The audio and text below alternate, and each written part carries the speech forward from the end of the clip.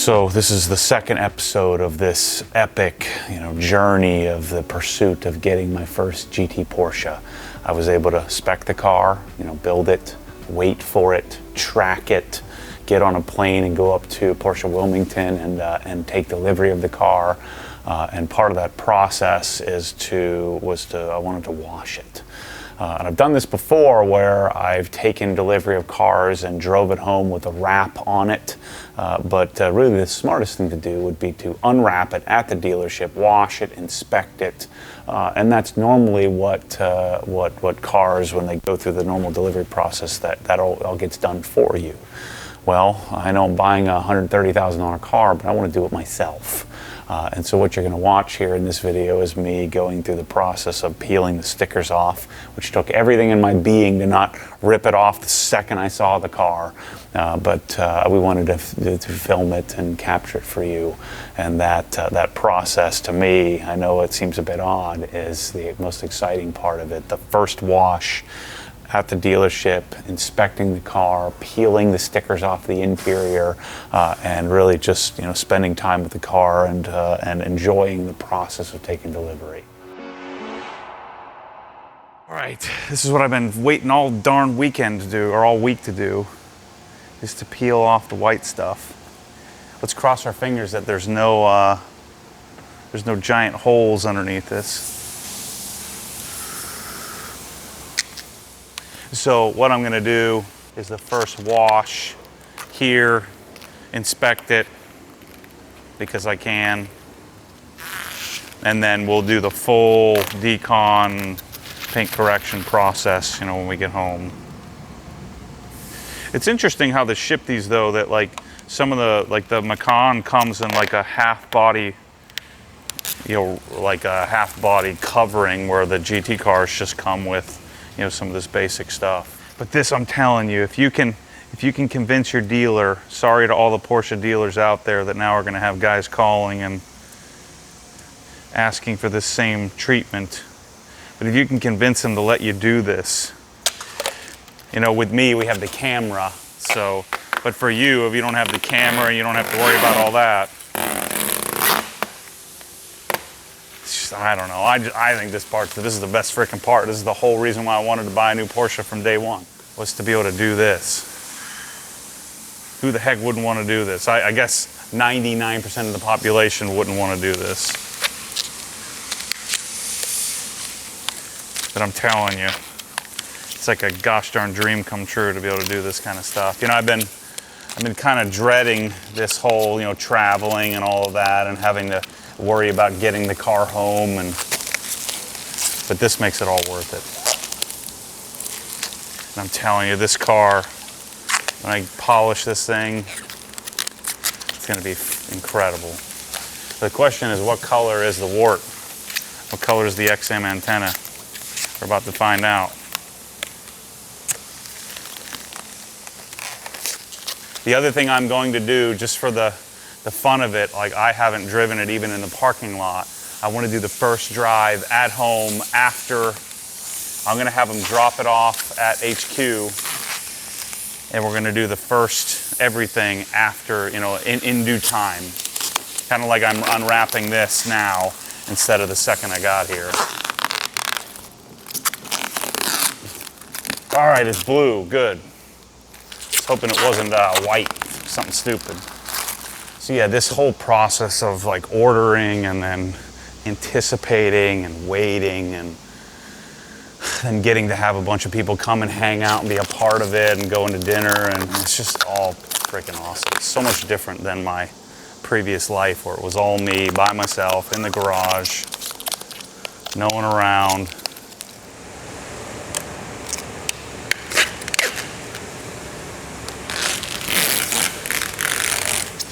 Sorry people, you're not getting the satisfaction of this. I've been waiting too long. I'm being selfish here. This is all for me. Thing looks good. All right, here we go, moment of truth.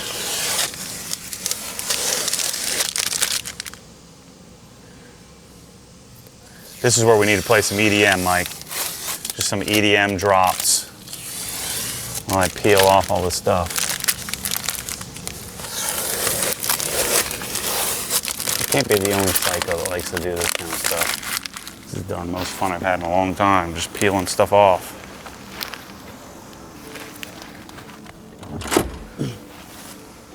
Nice. All right. Get all this crap out of here. Let's wash it. Back in 2018, I had gotten a Gen 2 Raptor, and part of the requisite with the dealership was I wanted to make sure that I got the truck without them washing it or touching it. Come to find out that the fender had some damage to it, probably from the delivery center. It looked like there was a run in the paint, and so you could see polish flung down the side of the truck that normally the dealership would have addressed. I didn't give them that opportunity to inspect it and find that, and so it was on me to pay. I think it was $750 or something like that to fix it.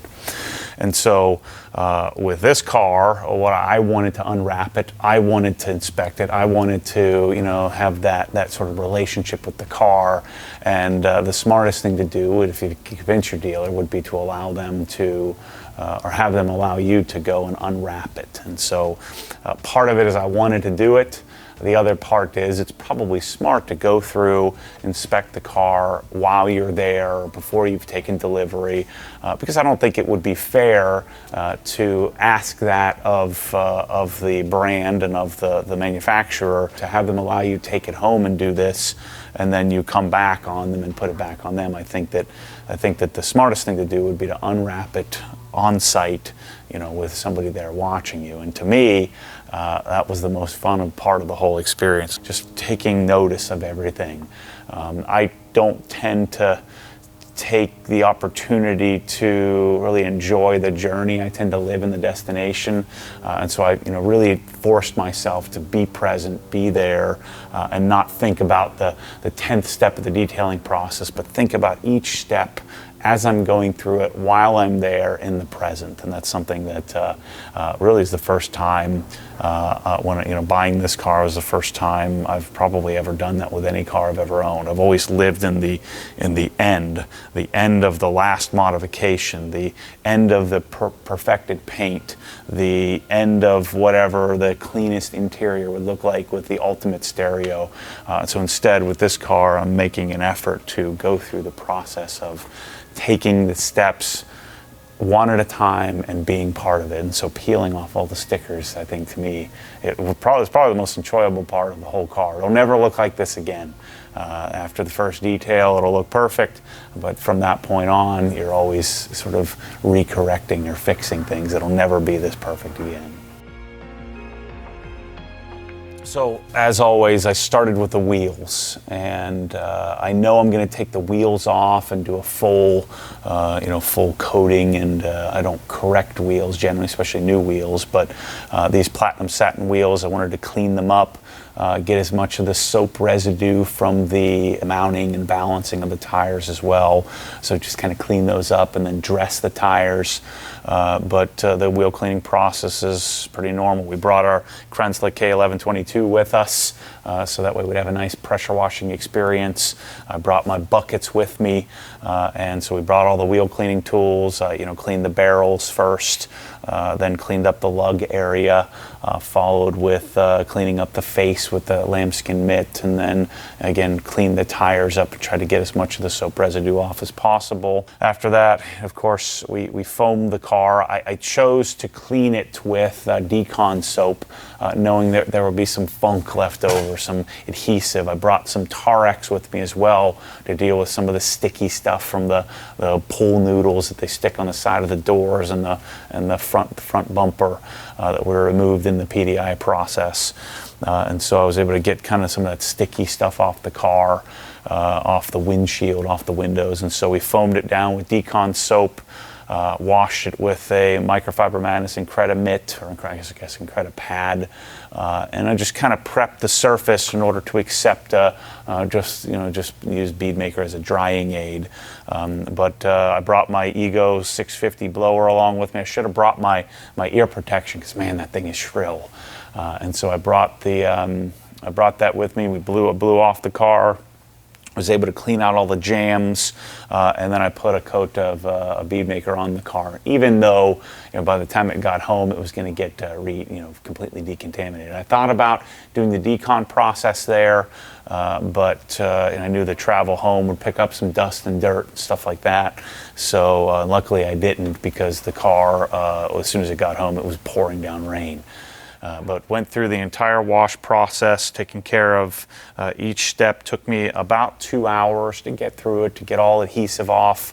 I cleaned up the interior with some interior cleaner, cleaned the glass, and scraped off some of the sticky stuff with a razor blade.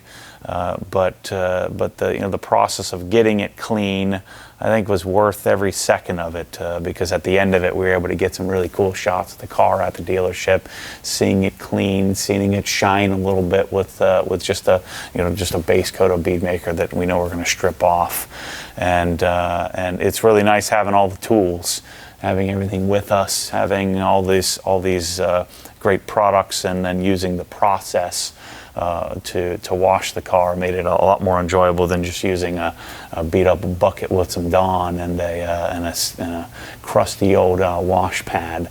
So instead we were able to do it with legit stuff. I know the first question you have is, why in the world are you washing the car when you're going to wash it again when it gets home?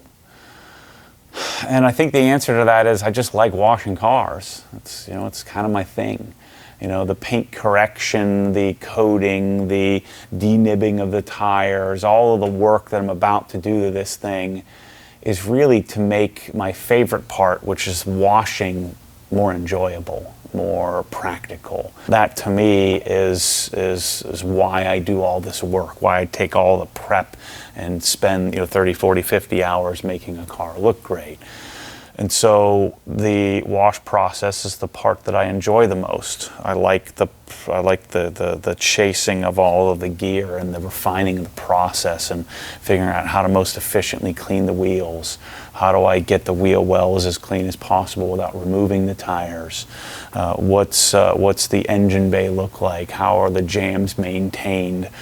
What is the process around? What is the methodology around using 2 buckets versus 1 bucket, versus foaming versus not foaming, versus foaming and rinsing? All these things, all this thinking, and all of this process is something that I enjoy in this world, and I like to think I've contributed a bit to it, to other people's processes as well. So my plan for this car, do whatever I got to do to get the thing dialed in. And believe it or not, new cars still need, I know it looks great in these shots here, but it still is going to need correcting. There's little surface scratches. I probably marred it a bit because there's no protection on the surface. But I'm not going to put paint protection film on this car. I know that kind of is counterintuitive for a lot of people. They really don't understand why I wouldn't do that. It's a really expensive car. I'm going to try to perfect the paint as much as possible. This is technically going to be my daily driver. But where I live, I don't follow around a lot of people. I spend most of my time on back roads. I'm rarely on highways. So for me, my GT3 RS has paint protection film on it because I take it to the mountains and we're riding bumper to bumper through rocky stuff. This car probably isn't going to do that as much. This is the car I'm going to take on back roads by myself and drive the 1 mile to my garage every day. And so PPF just doesn't make a lot of sense to me. I'd rather not wrap it in plastic if I can help it, especially the color of this thing. The color is just absolutely insane. I couldn't be more pleased. I'm not much of a purple guy. It has a purple hue to it, but that blue that this thing, the blue that this thing puts off a different shade depending on where you're at, inside, in shade, in the sunlight. It's really great. I'm really pumped at the color, and I'm glad that I chose the platinum satin wheels. I love black wheels so much, but the darkness of this car, I think having gunmetal wheels suits it a little better. The car's going to get shipped home, and I'm going to anticipate it again. You know, that's part of the fun. You know, I mentioned this before, the journey of ordering and waiting and taking delivery and waiting and taking delivery again and then waiting while I'm correcting it to drive it, and all these things is part of the process, part of the fun. But I'm always thinking about the end result, and instead, like I'd mentioned earlier, I'm gonna enjoy this part. But this thing, you know, the suspension, the brakes, all of that stuff is fantastic on this. There really isn't much you're going to do for aero because all of that is sort of perfected. I may do some wing risers on it to raise the wing up a bit. That's a common thing for these cars. Put a cell phone mount in it, but there isn't much to do. And so most of this is going to be about driving it, you know, and really enjoying the having a manual transmission and having a manual Porsche in my life is something that I started with my C2S back in 2014, but I've been driving a PDK ever since, so that's the main reason why I'm excited about this car. Thanks for watching the second episode of this delivery experience. I know the washing's a little bit odd, but hope it makes sense now to you why I wanted to do that.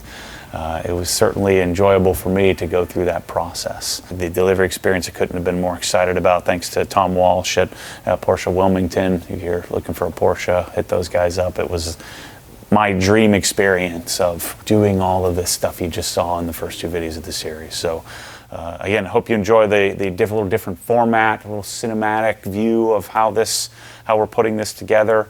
We'll be taking second delivery of it here real shortly. And I did what I normally don't do, which is I couldn't resist. I jumped in the car. It was rainy. It was nasty.